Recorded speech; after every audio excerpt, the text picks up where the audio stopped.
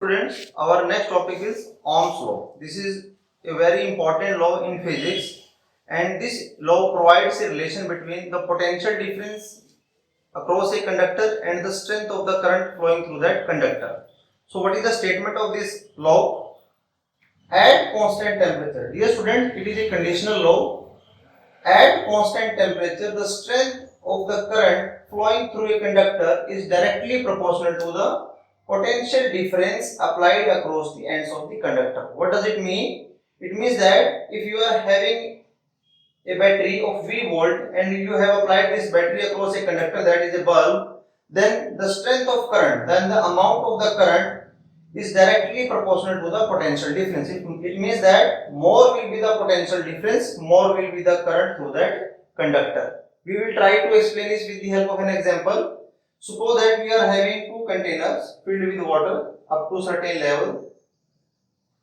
If you will connect these two containers with the help of a pipe, then the water from one container having the water at higher potential will move into the container having the water at lower potential with certain pressure. Now we are taking another pair of containers. In both the containers the water is filled up to certain level. Now if we are connecting these two containers with the help of a pipe, now the same thing will happen. The water will come from higher potential to the lower potential. But one difference will be there. What is the difference? In the second case, the pressure of water will be more, as the difference of water level is there. In this case, the difference in the potential of water is more as compared to this one. It means that in the same case, we can apply in the case of electricity. If more will be the potential difference, more will be the strength of the current.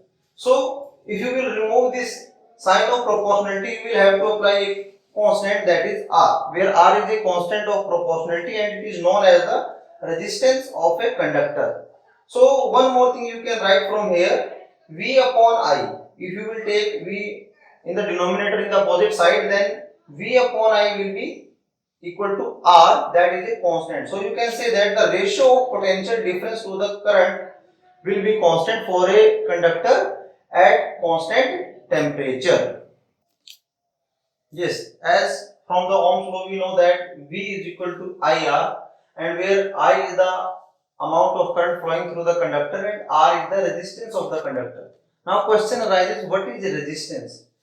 Dear students, resistance is the electrical property of a conductor due to which it resists. Resist means it will oppose.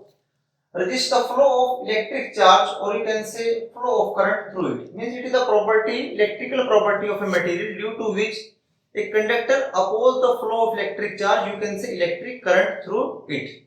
So after that, what is the SI unit of resistance? The SI unit of resistance is ohm, after the name of the scientist George Siemens Ohm, and which is represented by a Greek letter, that is omega. This is the symbol of the resistance. You can say that is the symbol of resistance we have discussed earlier, omega.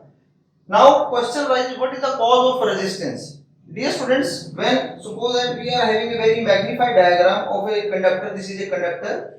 If you will maintain a potential difference by applying a battery across the conductor, then the current will flow from higher potential, as you know that positive terminal of the battery is at higher potential and negative terminal of the battery is at lower potential. Then current will flow from higher potential to the lower potential.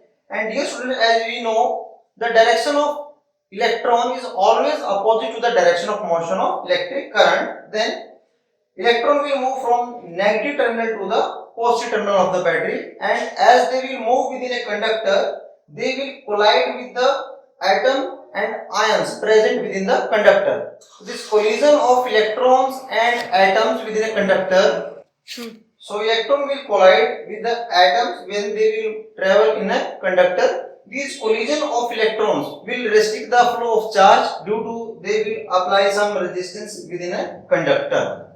Now